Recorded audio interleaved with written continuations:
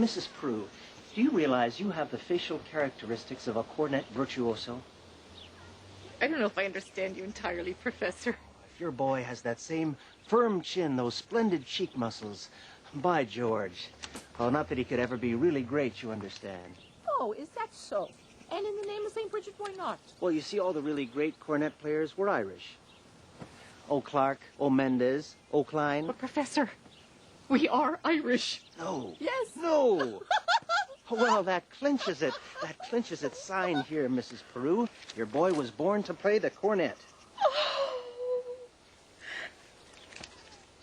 Fine, fine. That'll be $7 earnest money, with nothing more due till the first installment, payable at the opening of band practice. Thank you.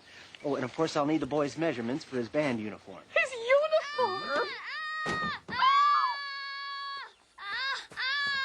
I got you. Hello, son. Certainly, his uniform.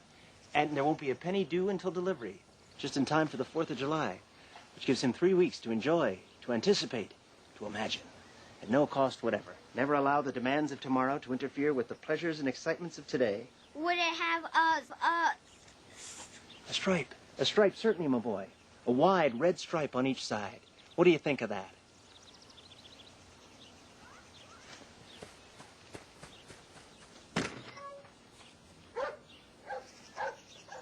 You'll have to excuse Winthrop, Professor. We can't get him to say 3 words a day, even to us. And if you can get him to play in the band, you'll have St. Michael's own way with you. But if anybody can do it, I'll bet you can. Out of a crowd, I'll pick you for a hod-carrying, clay-pipe-smoking, shamrock-wearing, harp-playing, mavernine-pinching, Tara's Hall minstrel-singing Irishman, be gobbin', be jabbers. Where are you from, me boy? Gary, Indiana. I knew it! Gary... Where'd you say? Gary, Indiana. Gary, Indiana, Gary, Indiana, Gary, Indiana. Let me say it once again. Gary, Indiana, Gary, Indiana, Gary, Indiana. That's the town that knew me when. If you'd like to have a logical explanation how I happened on this elegant syncopation, I will say without a moment of hesitation, there is just one place that can like my face. Gary, Indiana? Gary, Indiana, not Louisiana, Paris, France, New York, or Rome, but Gary, Indiana. Gary, Indiana. Gary, Indiana, my home sweet home.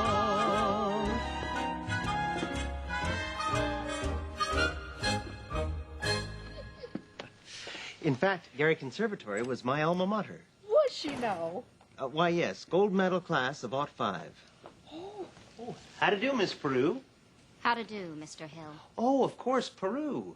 I thought the name sounded familiar. He wants to put Winthrop in the band. We're not interested, Mama. But Marion, the boy might have his father's musical gift. He does have me jaw, you know. Oh, your husband musical.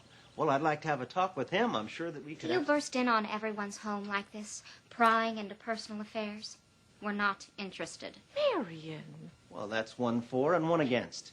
Now, why not let the boy's father decide? The boy's father is dead. Anything else? Oh, I'm sorry. But that's all the more reason that your brother should have something like this. My brother is an 8-year-old problem child who can't understand why our father was taken away. Would you care to explain it to him? He's been brooding about it for 2 years. As to your musical tricks, why don't you go into business with some nice carnival man who sells gold-painted watches and glass diamond rings? Musical tricks? Miss Peru, I hardly...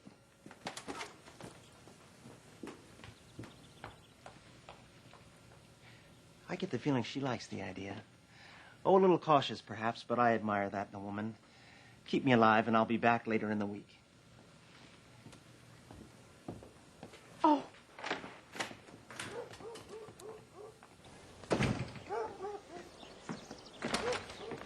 One moment, Professor Hill. I got the boy's measurements. I make all his clothes. Sleeve 21, waist 18, crotch 14. Fine. Fine, that's all I need. Now, I must get back to the hotel. Professor, I do hope you'll excuse Marion. She's not Please. really... Don't worry about a thing. I'm sure that at heart she's as lovely as yourself. Good day to you, Widow Peru.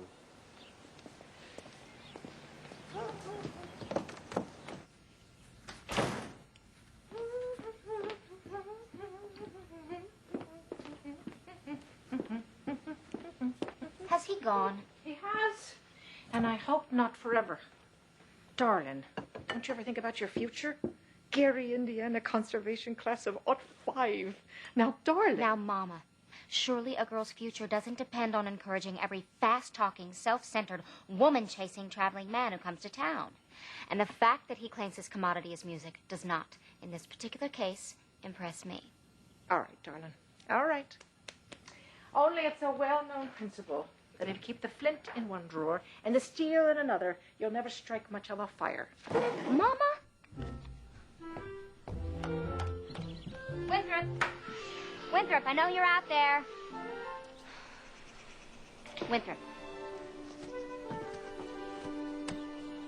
Please go to the post office and ask Miss Grubb if a package has arrived for me. It's a book. The Indiana State Educational Journal, 1901 to 1910. Do I have to? You won't have to talk to anyone. I've written it all down. Thanks, Win. What are you up to? What do you need with another book? I have a feeling this book may poke some large holes in the professor's claims. But I give up. At your age, if you don't mind my asking, what kind of white knight you expect to come riding along? Well, I'm not waiting for Luther Greiner, who backs me into the ancient history shelf every time he comes into the library. Oh, he does. All I want is a plain man, a modest man, a quiet man, a straightforward and honest man. And not Ed Gammage and that buggy of his with a removable back seat. But I'm not waiting for a man in shining white armor either.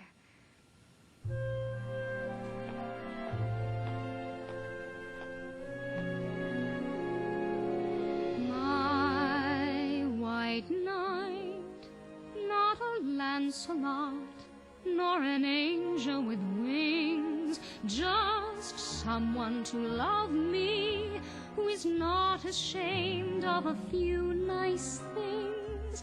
My white knight, what my heart would say if it only knew how. Please, dear Venus, show me now. All I want is a plain man, all I want is a modest man, a quiet man, a gentleman, a straightforward and honest man to sit with me in a cottage somewhere in the state of Iowa, and I would like him to be more interested in me than he is in himself, and more interested in us than in me.